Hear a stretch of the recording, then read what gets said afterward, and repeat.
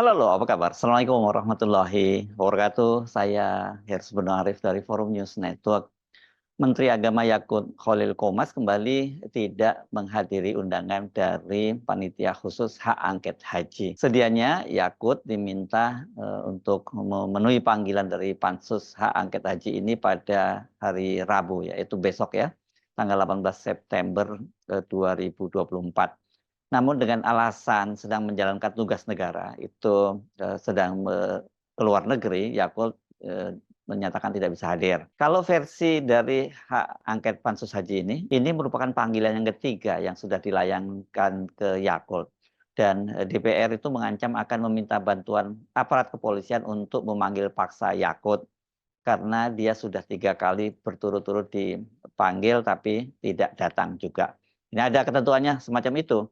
Namun kalau versi Kementerian Agama dan juga dari versi Yakult sendiri, dia belum pernah menerima panggilan dari Pansus Hak Angket Haji ini ya.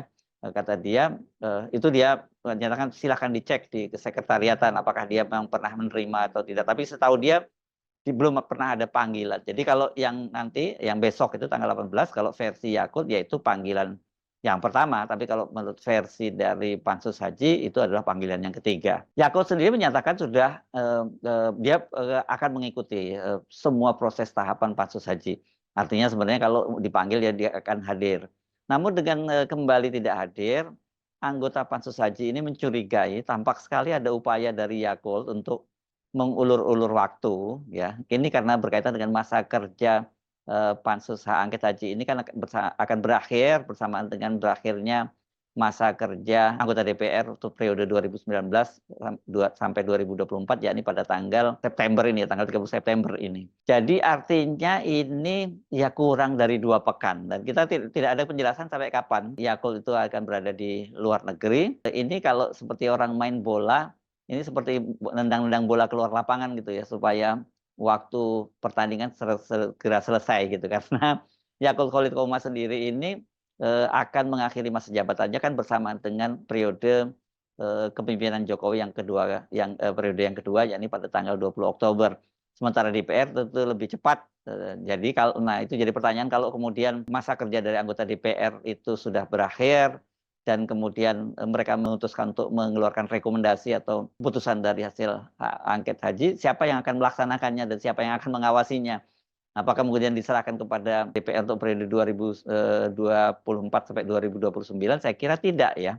Nah, kepastian bahwa Menteri Agama Yakut tidak memenuhi panggilan Pansus Haji itu disampaikan oleh juru bicara Kementerian Agama Sumanto. Ini seingat saya Sumanto ini adalah mantan ketua umum ya PP Muhammadiyah, Pemuda Muhammadiyah ya. Ini menarik juga ini Menteri Agamanya NU dan juru bicaranya ini dari Muhammadiyah. Nah, kata Sumanto begini, hari apa itu ada panggilan untuk tanggal 18, maksudnya September ini ya.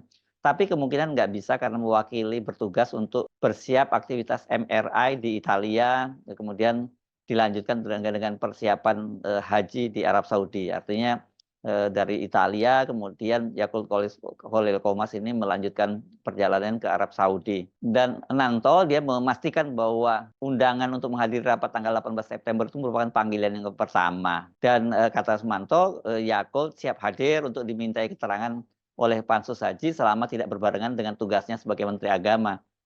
Jadi kapan dong? Karena masa kerjanya Pansus saja tinggal kurang dari 2 minggu. Kemudian dia bisa aja kan terus ada di luar negeri dengan berbagai dalih sehingga dia kemudian tidak memenuhi panggilan dari Pansus angket haji ini. Sebelumnya anggota Pansus haji ini Marwan Ja'far sudah menyatakan bahwa mereka itu sudah memanggil 2 kali dan Yakult disebutkan selalu mangkir. Yang pertama itu katanya Yakult itu sudah dipanggil untuk datang pada Selasa yang kedua ya, saya kira 10 September.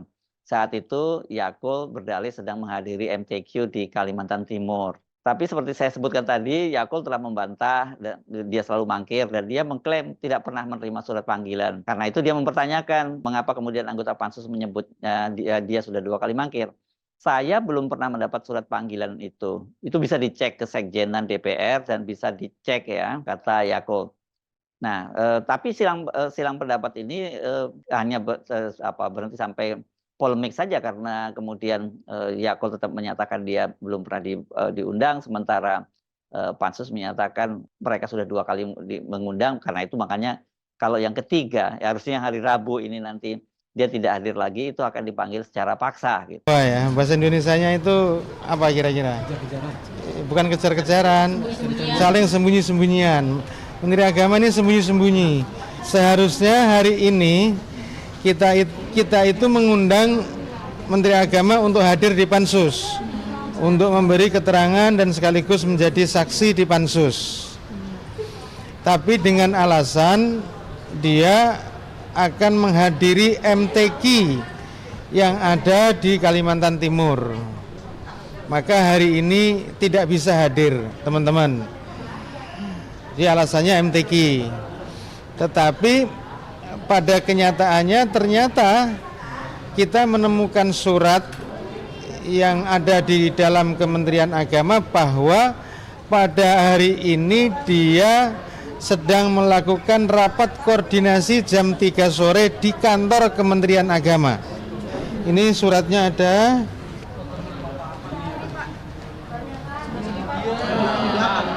Ini dia buying time aja supaya waktunya DPR habis ini. Dugaannya kesana berarti Pak ya? Iya. Pak, kalau mangkir lagi untuk ketiga kalinya gimana? Mangkir lagi ketiga kalinya ya sesuai dengan Undang-Undang MD3, ya harus dipanggil yang ketiga kali, dan kalau perlu kita menggunakan polisi untuk memanggil secara paksa. Kendati belum bisa menghadirkan Menak, dan kalau saya duga ini dipastikan tidak akan bisa menghadirkan gitu ya. Namun Pansus Haji sesungguhnya sudah menemukan sejumlah fakta penyimpangan dan bahkan dugaan korupsi dari pelaksanaan haji tahun 2024.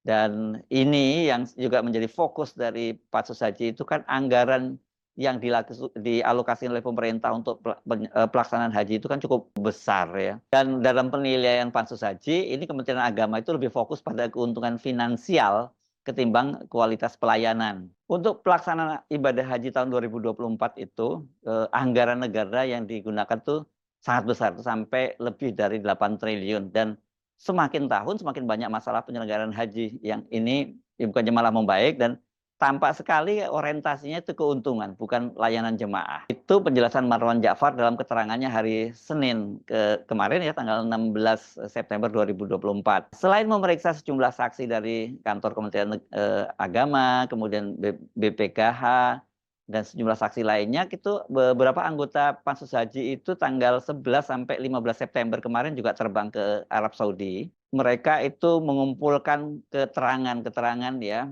untuk memeriksa atau mengcross check penjelasan dari pejabat Kementerian Agama yang diperiksa sebelumnya gitu. Dan di Arab Saudi itu ternyata mereka ini tim yang terbang ke Arab Saudi menemukan banyak masalah terkait catering jamaah haji. Ini karena menu makanan yang disajikan itu tidak sesuai dengan hidangan yang direncanakan, jadi hidangan Nusantara, dan banyak catering yang menyediakan makanan cepat saji malahan. Karena yang disediakan adalah makanan cepat saji, sementara para haji ini kan kebanyakan juga dari daerah-daerah yang tidak terbiasa dengan makanan-makanan asing seperti itu, bukan menu Nusantara seperti yang biasa makan, sehingga katanya ini membuat para jemaah haji tidak bisa menjalankan ibadahnya dengan khusyuk. Dan ini katanya tidak sesuai dengan perjanjian kerjasama. Dari investigasi tim Pansus Haji ini juga diketahui bahwa dapur catering itu tidak sesuai dengan standar. Dan ini mereka Pansus Haji menduga ini ada patgulipat antara pihak catering dan pejabat di Kementerian Agama yang merugikan jamaah. Selain itu katanya ini perusahaan yang ditunjuk Kementerian Agama juga sangat tertutup, dapurnya tidak standar. Soal lain yang disoroti adalah penumpukan jamaah saat wukuf di Arafah, dan diduga pemenang tender itu tidak menjalankan kontrak sendiri melainkan mengalihkannya ke perusahaan lain. Jadi dia menang tender kemudian pakai subkontrak ini ya, yang mengakibatkan penumpukan dan lokasi pemondokan jamaah yang jauh. Nah, yang juga sangat menarik adalah soal kuota. Karena ternyata Pansus Haji itu mengaku mendapat informasi bahwa pemerintah Arab Saudi itu tidak mengatur pembagian kuota tambahan haji tahun 2024. Ini kan pemerintah Arab Saudi hanya memberikan kuota dalam bentuk gelondongan, yaitu 20.000. Sementara pembagian secara teknis dilakukan oleh pihak terkait dari Indonesia, dan itu dituangkan dalam MOU yang dimuat dalam IHAJ berdasarkan kesepakatan tersebut. Jadi tidak benar yang disampaikan oleh Dirjen Haji yang menyatakan bahwa keputusan membagi 50% 10.000 antara haji ONH plus dan haji reguler itu karena desakan dari pemerintah Arab Saudi itu sama sekali tidak benar. Ini kan yang menjadi banyak sorotan ya karena pemerintah Arab Saudi itu melalui Pangeran Muhammad bin Salman kan memberikan kuota tambahan 20.000 jamaah haji lagi untuk Indonesia, dan waktu itu kesepakatan antara DPR dengan Kementerian Agama dan juga ada kepresnya itu disebutkan bahwa hanya 8% itu yang diberikan kepada jamaah ONH plus. Selebihnya, ini 8% ini sekitar 1.600, jadi selebihnya itu untuk mengurangi antrian di jamaah haji reguler. Tapi realitasnya kemarin ternyata yang dibagikan itu 50-50, jadi ONH plus itu dapat 10.000 dan haji reguler itu dapat 10.000. Dan karena dapat kuota yang banyak itu, kemudian banyak sekali dari ONH Plus itu yang bisa berangkat pada tahun yang sama. Jadi kalau Anda mendaftar tahun 2024, ya Anda berangkat tahun 2024. Tetapi itu bayarannya itu sangat mahal.